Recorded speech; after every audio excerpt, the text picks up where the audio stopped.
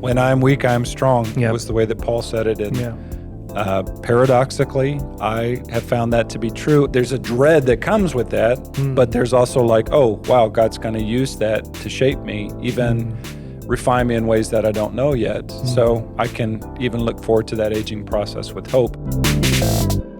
Welcome back to Footnotes with Dr. Tony Caffey. With me today is the newly bespeckled Pastor Tony. It's good to see you. Bespeckled. Yeah, they got some of these going on. That's a good writer's word. Good job, Adam. Yep, and we're back in the Book of Proverbs. We're on Proverbs chapter 20. We are. There's some. What's your favorite proverb thus far in Proverbs? The Proverbs, the most memorable one. I've always loved, there's a friend who sticks closer than a brother. Yeah, that was a few chapters back. That's good. There's some doozies in this chapter. Oh, yeah. So, and that's funny, you mentioned a really sweet one. Like, I like the funny ones and the sarcastic ones. So, verse 14, bad, says the buyer, but when he goes away, then he boasts. Yeah. It's like, is that in the Bible, really? And then I like bread gained by deceit is sweet to a man, but afterwards his mouth will be full of gravel. Yeah. That's a really vivid image. So there's some biting, sarcastic statements in this chapter, and seems, I don't know, maybe increasingly so as we're kind of working through the book. Yeah, that verse about gravel sticks in my mind. I've often thought of that imagery like, oh, your mouth full of gravel. And it's powerful to communicate, how sin seems good at first, but in the end it's like, blah. And then there's these sluggard comments that just get more and more hilarious. And this one, in chapter 20, it's this guy looking for something to harvest when he didn't sow. So It's like, duh. he's not just a sluggard, he's pretty dumb too. Yeah. So Or even entitled. You expect it to be there, like someone else would do it for you. Yeah. It's very telling. So your message was puzzling out life, and that's kind of apt for this because there's all these statements Solomon makes about life and about the good side of life, the warnings that he gives us. You looked at the first 3 verses and you kind of grouped them together as self-control. And you mentioned sober-mindedness, temperance. yeah, good New Testament word, fruit of the Spirit. Yep. And 3 categories in which that's lived out in the life of, we would say, a New Testament Christian, but even in the Old Testament world. So we have self-control as it relates to booze. We have self-control as it relates to the government. And then we have self-control as it relates to quarreling and our verbal conflicts between other people, marriage, relationships, friendships, church. So self-control, important for us, a sign of maturity as well. Maturity is one of those words that I use later, but there's cross-pollination all throughout this chapter with these terms. And a mature person in Christ is gonna have good self-control. Should we talk about booze? I mean, it's verse 1, so we should probably get into it. I'm not, as I've said before, a teetotaler, so I think there's probably some merit in people who avoid alcohol altogether. It's healthier for you. Yeah. But it's also can be a stumbling block to yourself, to others, to family members. So I have friends that have struggled with alcoholism. I have family members that grew up in that environment and it wasn't fun. So I think I use the loaded gun analogy. I think that's the best way that I can frame, it's good and there's a purpose for it, but in the hands of a fool, these things can cause a lot of pain. Yeah, and it's good to cast it in the mode of self-control because, that's one of the things people don't have much control over, and then they lose control when they overconsume. And like you, I grew up where alcoholism kind of cast a heavy shadow over my family, and so I kind of learned early on to avoid it.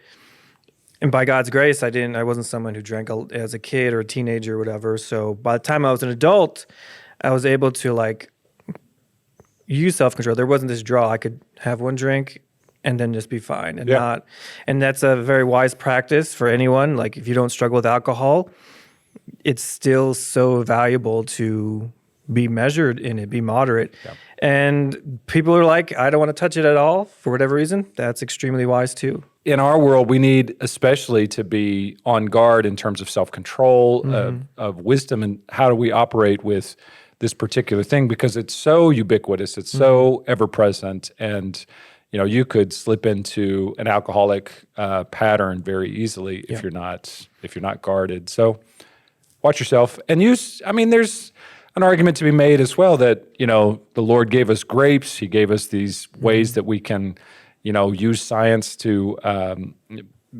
create these drinks that are enjoyable, and there's acquired taste to it, and it's good, and we can use it for the glory of God. I want to say, maybe publicly, let's do that. Like, I'm not against that. Jesus drank wine, and there's this there's never a place in the Bible where it says that abstinence is the only way or the preferred way even. But so like a lot of things in the Bible, there's wisdom that's needed. We talked about sex already in the Book of Proverbs. Same kind of stuff here. Use it wisely. Use it for God's glory, but don't abuse it. So should we switch to wine for our communion once a month? Have I told that story? We did that at my previous church. Really? Except initially, it's just a little bit of communion juice. And so we changed to wine, and then I got a lot of pushback from some of the pregnant ladies in my church. We had a young church with a lot of pregnant. So I was like, okay, well, we'll use non-alcoholic wine is what we did. And it was it must have been the quality of stuff that we used, but it was so bad, it just tasted like vinegar, really. And so it was in the middle of a communion service where I was leading people through it, and it's very quiet. We're very reflective. I just preached my heart out, and we're about to take this communion wine that tastes like vinegar. And one of my parishioners, as we drank the wine, audibly just said, "Blah," in the middle of the church service. And other people were kind of snickering about it, like, this stuff tastes awful. So after that, we as elders just said, let's just go back to grape juice. No more people retching in the middle of service. That's a good plan. I had a question, though. You mentioned submitting to authority. In our country, that's kind of almost a foreign idea, because people are from all walks of life have reasons for why I don't submit to the police because they're corrupt. Oh, I don't submit to this politician because he's corrupt. And our background as Americans, we revolted from an unjust government. But here, you make the warning that we need to show self-control by submitting to authority. Paul and Peter both emphasize that in the New Testament. So how do we joyfully submit to people that we know are in some cases very opposed to what we believe and value? Yeah.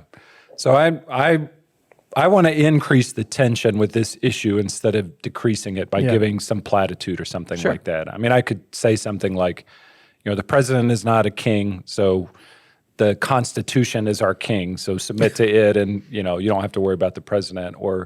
And I've heard arguments kind of like that where it's like, First Peter, that's culturally conditioned upon the Roman Empire, and same with, the Sermon on the Mount and Jesus' ethics there. The same with Romans, isn't it 13, where Paul talks about it. And, we do the same kinds of things that people that we strongly disagree with do in terms of hermeneutics, and they just kind of twist them or contextualize them in a place where it doesn't even apply to us anymore. So let's just forget about it. We can throw out the sexual ethics. We can throw out any issues with gender ideology or sexuality. And I think that's a mistake. So you need to feel the tension of this. Passages like this, we as Americans who are rebels by nature need to feel the weight of this. Now, that doesn't mean we have to do everything that the president says. That doesn't mean we have to submit to governing authorities when there's obvious conflict with what the Bible teaches. We must obey God rather than men. That's clear. But there needs to be respect for the office of political authority, just like, as I said this last week, there needs to be respect for the office of parental authority, even when we know parents sometimes aren't worthy of that respect. They're dishonorable. They need to be honored. That's better for society. That's better, otherwise you have chaos. You have chaos in the home. You have chaos in, society at large. So, I'm going to lean into this and not make people more comfortable about how we're rebels as Americans and let's just be rebellious. No, you need to feel the weight of this and how good it is to have law and order. Some countries don't. How good it is to have police who, are helping.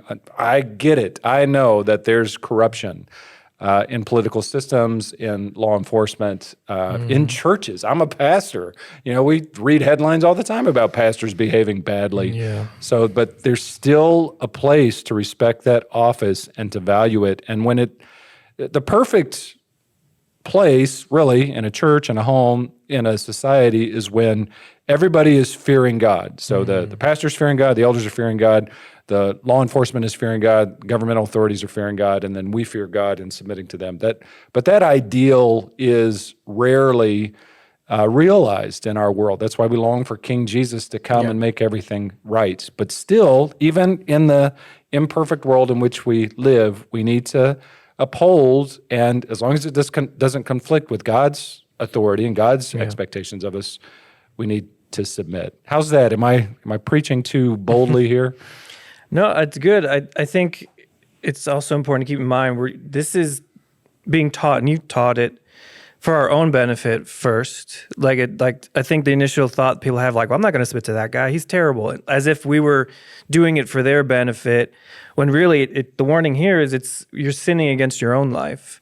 And even when you're talking about parents, the commandment says, honor your mother and father so that your days would be long. So there's this kind of idea where, okay, they're not just leaders. They're flawed. They make tons of mistakes. But by acknowledging the authority, however limited, that God gave them, it's for my benefit. And in a sense, it's also for their benefit, because that kind of honor is meant to show them we're obeying God, and that could be a testimony to them. But as you said, if we don't do that, it's chaos. Well, who gets hurt in a chaotic society? We do. Children, families, people have nothing to do. Schools. Exactly. Yeah. So I think that's important to keep in mind that, vote for the other guy if you hate this guy. Yeah. Find people that you want to support and believe in, and of course, pray and intercede for all leaders. But this is for our benefit first. God doesn't want us to be lawless and chaotic and anarchistic, because you can't raise a family in chaos, and you can't preach the gospel, I would even argue, in chaos. Yeah, and good. So I think you've said it better even than I could say it in terms of the value of that. Now, we do need to wrestle through, I think, the history of our country, and there's good arguments on both sides of why our country emerged from, what took place in terms of England, and there's complications galore when you kind of trace that out historically. But, you still have to wrestle with the text and how the text applies into our world and not just sidestep it. So, I get annoyed sometimes when Christians just trying to, move around that because it makes us uncomfortable, but then they grab a hold of some other text and boy, they're going to wrestle that one to the ground with somebody who isn't, holding the line on it. We need to be consistent in the way that we approach it. Absolutely. So as we move through the text, you got to integrity, and the next few verses describe, how we carry ourselves with integrity amongst people. One thing that stuck out in my mind, because there's a lot we could go through, is verse 10, talking about the weights, the differing weights and stones, and you explained that really well. But my question is, why is the Bible using such strong language, like abomination? Like, we know all sin is terrible, and God does not want us to indulge in it. But why is this specific thing, cheating people, an abomination? Yeah, it is strong language, and it is alarming a little bit, when you think about, okay, is my cheating on my taxes an abomination to the Lord? I think we should wrestle with that. And there's the tax code in America today is so complicated. Like, most people are quote unquote cheating on their taxes because they don't even know. So, I'm not talking about that. I'm talking about the intentional, skirting or violating of what is clearly expected of us. And, in some ways, in the ancient world, you would think about this. This is one way that injustice gets perpetuated on people, and it hurts the poor. It hurts those people who are, trying to struggle and provide for their families. So that God, for the benefit of those people who are struggling, is telling merchants and business people here, be honest in the way that you do this. I think there's a trickle-down effect as well. So if we have integrity with these, maybe what you might call smaller things, then that will impact the way that we address bigger issues. I think probably the way I want to answer your question, frankly, Adam, is I don't know. I don't really know why this is an abomination for the Lord, because it seems like maybe just the way that I was raised, or maybe our American ethos, it just doesn't feel as bad as some of the sins we see in Leviticus or in the Pentateuch that are also called an abomination. But you might say that Solomon's hyperbolizing to make a point, to say to people, you might not think this is a big deal, but it is. And it, just like the Lord abominates these other things that you're familiar with, this is an abomination as well. So what do you think, brother? I don't know. That's why I asked you. One of the thoughts I have, and this is just kind of off the top of my head, because it relates, as you said, to dealing with people fairly, and in a culture when there's poor people who are scraping by, and they're trying to buy food for their family, and here's this merchant who's using heavier stones and lighter stones to cheat them. Yeah. My thought goes to, well, you are doing something to benefit yourself, but that's another human being. That's one of God's children made in his image. And there's almost like a way you're hurting when you could be helping. And there's almost wrapped up in that, like, this is a violation of God's creation, almost like it's a violation against God almost. Because there is a lot in the law about looking after the poor and the needy. And there's these steps or requirements to look after them. Like, you don't cut the edges of your field so they could glean, and God's always looking after the neediest in society. We could ask, why is there rich and poor and all that? But God was still making provisions, and it's almost, my thought is like, it's so offensive to God, and that's not my main focus in my life, is like helping the needy. It should be more, but and I'm not a progressive in that way, but God cares a lot about that. And we even see that in the gospel. So from my thought, it's almost like you're cheating someone that you could have helped. And that's God's taking it personally almost. Like, he's stepping in saying, all these things are sin. I'm going to repay if you don't repent. But this in particular, I'm going to especially take very seriously. Almost like you said, for us to realize how grave it is. Like, Solomon's emphasizing it so we wouldn't even want to think about cheating someone that we could have helped. I think in the New Testament about, some of the injustice that was carried out by tax collectors, and how, as they came to Christ ministering to them, they renounced these habits. And Zacchaeus is the great example of that. And here's a modern day example of this that I think is just shameful. There are these predatory practices where, these credit unions, or I'm not sure what they're called, they go into communities that are struggling in big cities, and they offer, these short-term loans, basically, paycheck loans. We'll give you your paycheck ahead of time, and then they charge exorbitant interest rates.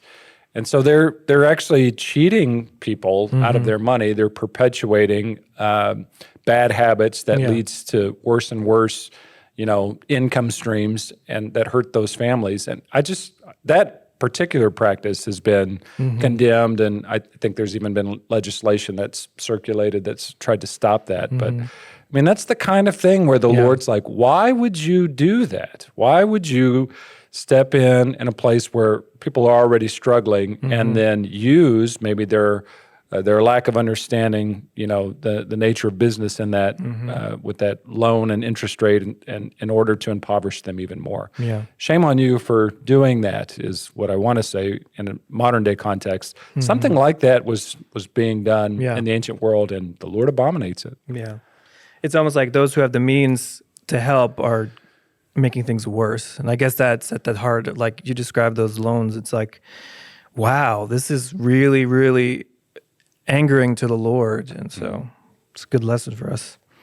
Yeah, we talk about the dangers of moralizing a lot, and I think that's right. We're not saved by our works, right? And we don't want to take some of these passages, especially in the New Testament, and say, oh, well, God just wants us to be good little boys and girls, and that's how we're saved.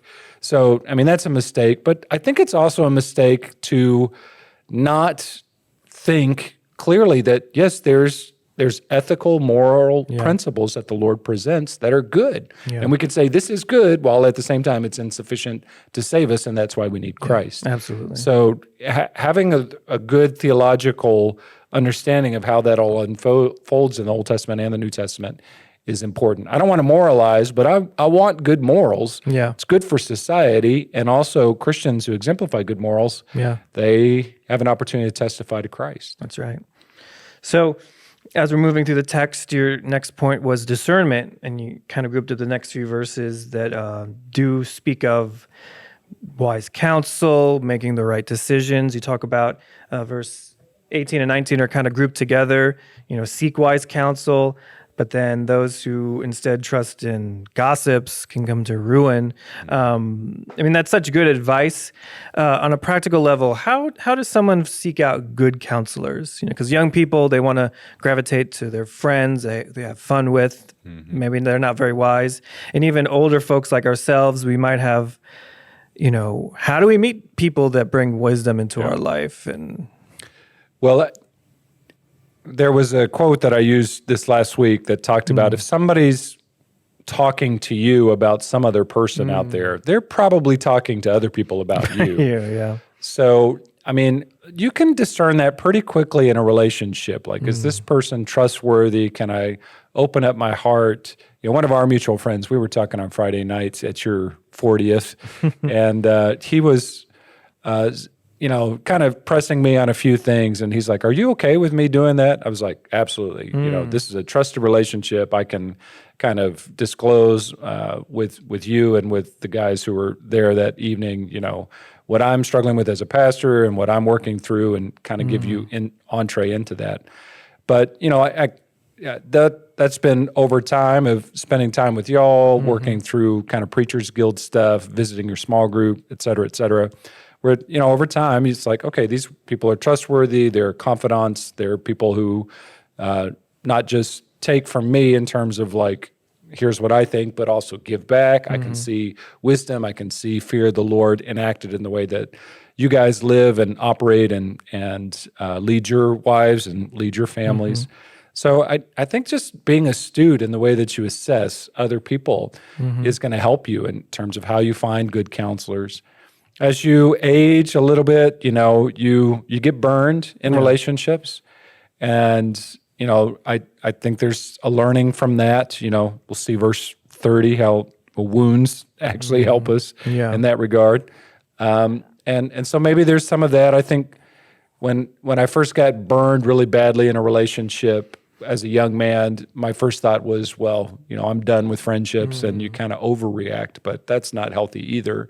So some of that you just got to learn in the hard aspects of life and making mistakes. And even now there's risk involved in relationships and counselors. Sometimes pastors, like we talked about just a moment ago, fail and walk away from their marriages or their ministry, or in some cases their faith, which is shameful. Sometimes elders, make huge mistakes and bring shame upon the church or upon Christ, and those things really happen in this world. So you can't protect to such an extent like that'll never happen, or if you do things X, Y, and Z perfectly, then you'll never have a situation like that. No, but you can reduce risk by choosing and pursuing the right kinds of people, and seeing that trustworthiness acted out in little ways so that you can trust them in bigger ways. Yeah, I've definitely had to learn that in my life, because I was growing up very guarded because, introvert, just different circumstances. And so I had to learn that to develop those profitable relationships requires being open, not being afraid if this person ends up making fun of me or rejecting me. Okay, well, I learned. The lesson learned. And it's painful. It's not great, but I'm in the Lord. The Lord's with me, and He'll direct me to the right people. And so, it does take, like you said, some trial, some risk, maybe the right word. We talked about that about friendship a few weeks ago. But it's worth it. And yeah, I think God can give us insight too. Like, we get to know someone, and it's like that's a red flag or something. I would see too how they respond to conflict. If you approach them about something and say, what you did here hurt me, and and if they get self-defensive or counter-accuse and kind of, blow off, that's a red flag there. And in a marriage relationship, let's go to dating, because once you're married, you got to work through that. But in a dating relationship, can you negotiate conflict? Can you share your heart truly and about a way in which you were slighted or hurt or compromised, and that person is listening, attentive, desiring to do better, to love you better. Obviously, that's the goal in marriage, is that you can kind of share and be disclosing. When Sonia and I first got married, I probably shared this story before, but she very rarely would argue with me about anything or confront me about stuff. And I thought, well, this is amazing. She's the most submissive woman ever. I must be an amazing husband. And then the longer we went in our marriage, she began to kind of press me or to argue, in a healthy way, not in a tear me down kind of way. And I told her at one point, I was like, Sonia, when we first got married, you never did this. Like, what's happened? You've changed. And she told me, this was great, Adam. She said, well, now that we've been married a while, I trust you, and I can really open up about what I think when I struggled to do that early on. Yeah. And so when she told me that, it was like, great, let's have an argument right now that you trust me, because that does build over time, and you earn it over time, that trust and an opportunity to kind of disclose more and more. So I would look for those little ways in which somebody was trustworthy, and then you can build upon that. It makes small groups hard, because we're trying to facilitate in small groups disclosure and transparency and relationship, and there's a way in which we can kind of create an environment where we can do that, but that also takes, you can't fast track that. Yeah. That takes a little bit of time in the life of the small group to do that. So small group leaders need to be patient as they work with their people. Yeah, it definitely takes time, because some people are open books and they're just ready. Yep. Other people are very guarded, but they want to learn how to do that. And it is almost like a skill you have to practice. I think if you're more extroverted like you, it might become easier, but it's worth learning how to open up and how to and even hear people when they have loving confrontation, and that's all part of that process. Yeah, good. So we're moving through the chapter. Your next point was maturity.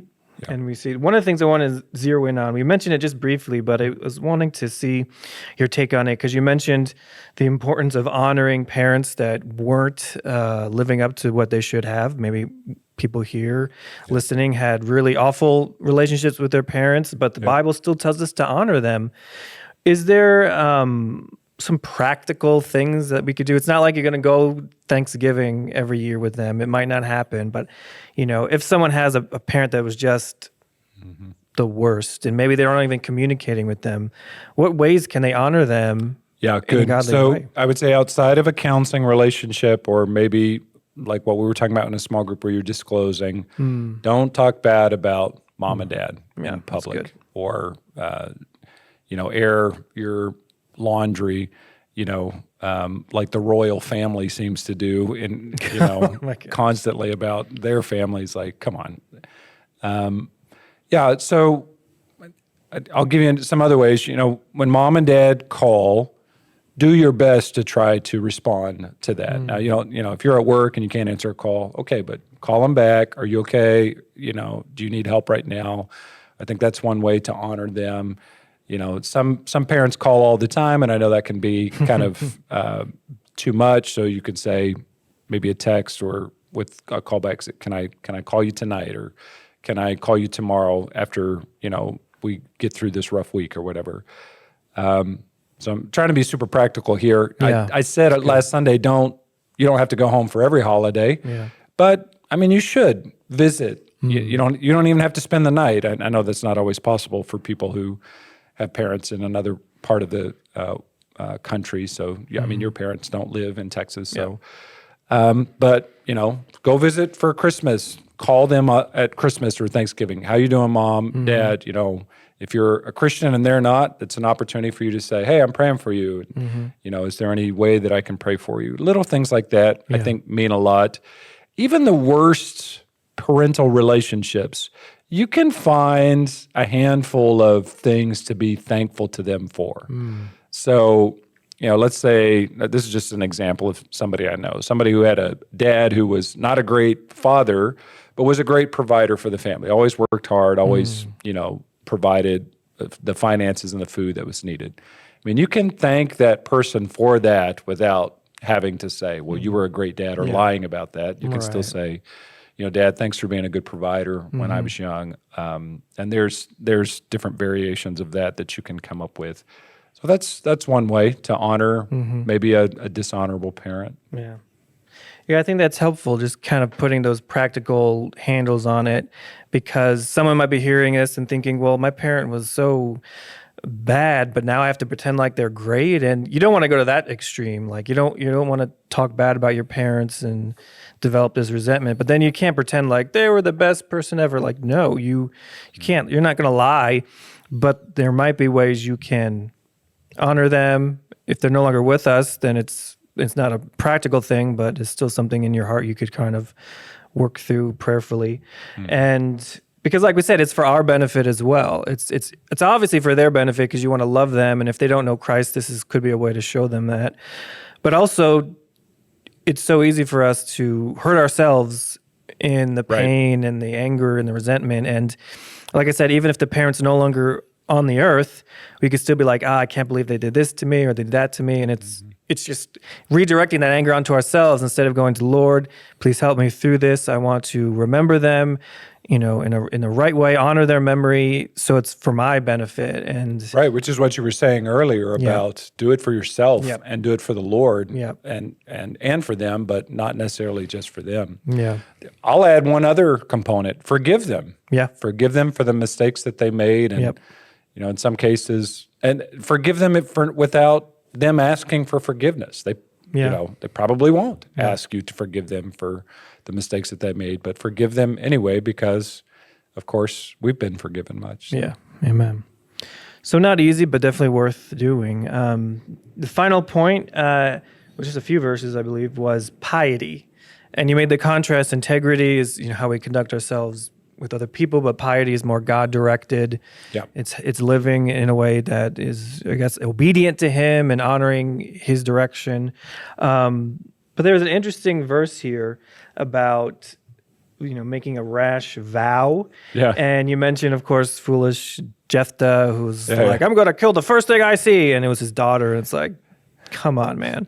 Like, you didn't occur to you at all that this might have happened, might have been a person coming out from your house? That hit you harder now that you have a daughter at home? It's like, wow, that really was dumb. How can you do that? And so we're so far removed from that kind of culture outside of things like marriage vows and commitments in that way.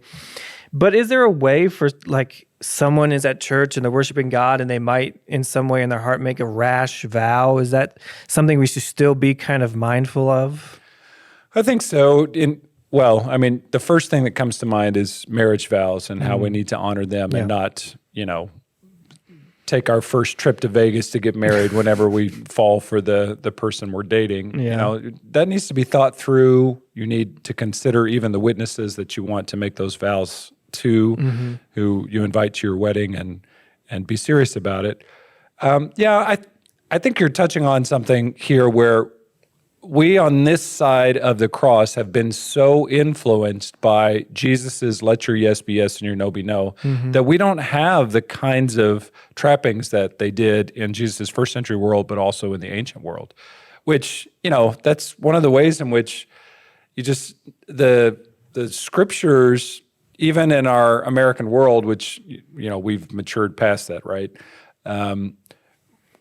Even in our day, there's there's ways that we've inculcated the truths of scriptures without even knowing it. So we don't do a lot of vow making. We don't Right. do a lot of, especially kind of holy types of vows. We, I think tangentially, you might talk about the way in which we maybe write contracts or agree to contracts or get into kind of debt arrangements where oftentimes people our age or younger try to wiggle out of them or, find a way to not uphold them. So I think, there's an applicational aspect to that where we need to say, let your yes be yes, Yeah. your no be no, sign a contract, shake a hand, you make a commitment, follow through with it.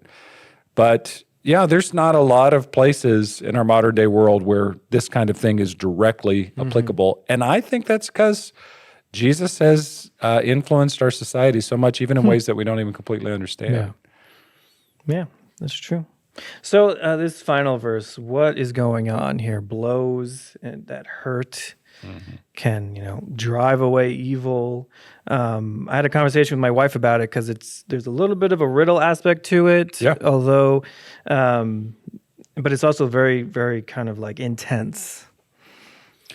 One commentator, I read this last week, Derek Kidner, made some allusions here to the Christological revelation of the King. Yeah. And I can see why he went that direction. And I'm not against that.